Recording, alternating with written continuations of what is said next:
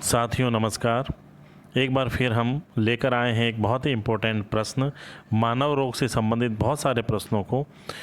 तो आज अपन इस वीडियो के सेकंड पार्ट में मानव रोग से संबंधित 60 बहुविकल्पी प्रश्नों का अध्ययन करेंगे जो कई प्रतियोगी परीक्षाओं में बार बार पूछे जाते हैं।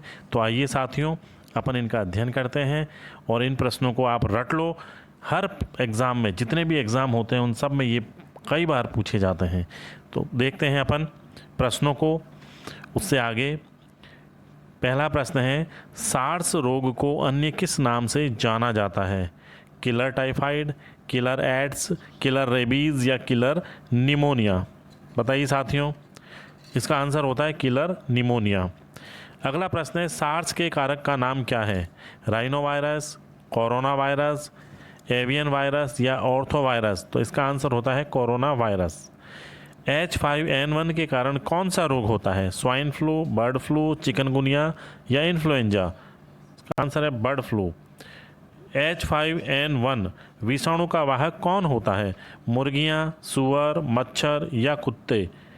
ये रोग फैलता है मुर्गियों से। काली खांसी रोग का अन्य नाम है? कुकर खांसी, पर्टूसिस, वूपिंग कफ या सभी? तो इसका आंसर है सभी, यानी ये सभी जो है वो काली खांसी के नाम से जाने जाते हैं। अगला प्रश्न है, कौन से प्रकार का हेपेटाइटिस रोग भारत में सर्वाधिक होता है? Hepatitis D, hepatitis A, hepatitis B या हेपेटाइटिस ई? तो इसका आंसर होता है साथियों हेपेटाइटिस बी जो होता है वो भारत में फैलता है। कुष्ठ रोग कहलाता है मीजल्स, लेप्रोसी, कॉलेरा या गोनेरिया? इसका आंसर होता है लेप्रोसी। हैजा यानी कॉलेरा रोग का वाहक है एडीज मच्छर, घरेलू मक्खी, बालो मक्खी या सुअर? इसका आंसर होता है घरेलू मक्खी। कुष्ठ रोग यानी लेप्रोसी को अन्य किस नाम से जाना जाता है? कॉन्स रोग, हैंसन्स रोग, एडिशन रोग या प्लूमर रोग? इसका आंसर होता है हैंसन्स रोग के नाम से भी इसे जाना जाता है साथियों। हैजा किसके कारण होता है? दूषित भोजन, मच्छर काटने से, विषाणु से या कुपोषण के कारण? हैजा जो होता है वो दूषित भोजन को खाने से होता है। अगला प्रश्न है, धनुष टंकार रोग के नाम से इसे अन्य किस नाम से जाना जाता है? हनुस्तंभ, टेटनस, जॉ लॉक या उपरोक्त सभी? तो इसका आंसर होता है उपरोक्त सभी नाम जो है वो धनुष टंकार रोग के नाम से जाने जाते हैं। स्वाइन फ्लू की सर्वप्रथम खोज किस देश में हुई? भारत, चीन, अमेरिका या मैक्सिको? इसका आंसर है मैक्सिको। HIV शब्द का विस्तार क्या होता है? Human immuno virus, human immuno vibro, human immuno deficiency virus या हैट इंटेलिजेंट वायरस? तो इसका आंसर होता है human immuno deficiency virus, C answer है इसका। HIV का संक्रमण किस अंग की कोशिकाओं पर होता है? अस्थि मज्जा तथा थाइमस, यकृत तथा प्लीहा, हृदय तथा थाइमस या अस्थि मज्जा तथा यकृत? तो इसका आंसर है अस्थि मज्जा तथा थाइमस, ये आंसर है साथियों। अगला प्रश्न है, एड्स का पता सर्वप्रथम कब लगा था? 1987 में, 1986 में, 1988 में या 1990 में? तो इसका आंसर है 1986 में, 1986। एड्स का पता सर्वप्रथम कहाँ पर लगा था? चेन्नई, जॉन्सबर्ग, पर्थ या कैलिफोर्निया? तो इसका आंसर है कैलिफोर्निया। भारत में सर्वप्रथम एड्स का पता कहाँ चला था? नई दिल्ली, कोलकाता, चेन्नई या मुंबई? आंसर है चेन्नई। HIV एंटीबॉडीज़ की अंतिम पुष्टि के लिए कौन सी जांच की जाती है? ELISA test, western blot, southern blotting या सभी? तो इसका आंसर होता है वेस्टर्न ब्लॉट टेस्ट जो है वो इसकी अंतिम पुष्टि के लिए किया जाता है। ART यानी एंटी रेट्रोवायरस थेरेपी का संबंध किस रोग से है? TB, कुष्ठ रोग, प्लेग या एड्स? तो ART का संबंध जो है वो एड्स से है। अगला प्रश्न साथियों, नाको शब्द का विस्तार क्या होता है? National agency for curable ointment, national AIDS control organisation, national control agency या national animation centre and outdoor? तो इसका आंसर होता है साथियों national AIDS control organisation, B इसका आंसर है। अगला जो क्वेश्चन है वो है फेफड़ों में होने वाले टीबी को क्या कहते हैं? टीबी थायसिस, टीबी कैरीज, टीबी ऑस्टियोमाइलिटीज़ या टीबी ग्लैड? तो इसको कहते हैं साथियों टीबी थायसिस। अगला प्रश्न है बच्चों की गर्दन में होने वाले टीबी को क्या कहते हैं? थायसिस, ऑस्टियोमाइलिटीज़, ग्लैड या वात? तो इसका आंसर है ग्लैड। टीबी कैरीज किस अंग में होता है? गर्दन, रीढ़ की हड्डी, फेफड़े या हड्डियों में? तो इसका आंसर होता है रीढ़ की हड्डी में होने वाले टीबी को टीबी कैरीज कहते हैं। प्लेग रोग का कारक क्या होता है? विषाणु, पिस्सू, चूहा या जीवाणु? प्लेग रोग जो है वो जीवाणु के कारण फैलता है। अगला प्रश्न साथियों, डॉट्स जिसका पूरा नाम होता है direct observation treatment for short source का संबंध किससे है? एड्स, टीबी, टाइफाइड या मलेरिया? आंसर होता है टीबी से। ब्यूबोनिक प्लेग में संक्रमण किस में होता है? श्वसन तंत्र में, लसिका ग्रंथियों में, पूरे शरीर में या आंत में? आंसर होता है लसिका ग्रंथियों में। जब प्लेग का संक्रमण पूरे शरीर में होता है तो इसे क्या कहते हैं? आंतरीय plague, bubonic plague, septicaemic plague या न्यूमोनिक प्लेग? तो इसका आंसर होता है सेप्टिसिमिक प्लेग। भोजन विषाक्तता यानी फूड पॉइजनिंग किसके कारण होती है? जीवाणु, कवक, विषाणु या सभी से? तो इसका आंसर होता है जीवाणुओं द्वारा। डिप्थीरिया में कौन सा अंग प्रभावित होता है? हृदय, फेफड़े, मस्तिष्क या गला? तो इसका आंसर है बच्चों गला। अगला प्रश्न है छोटे बच्चों में डिप्थीरिया यानी गलघोंटू के कारक के फैलने का कारण है? कच्चा दूध, खाद्य पदार्थ, गंदा पानी या उपरोक्त सभी? इसका आंसर है उपरोक्त सभी इसमें होते हैं। बच्चों में होने वाले क्वाशियोरकोर तथा मेरेस्मस रोग भोजन में किसकी कमी से होता है? प्रोटीन, कार्बोहाइड्रेट, वसा या विटामिन? इसका आंसर होता है प्रोटीन। अल्जाइमर रोग किस अंग से संबंधित है? त्वचा से, पैरों से, मस्तिष्क से या हृदय से? मस्तिष्क से संबंधित है।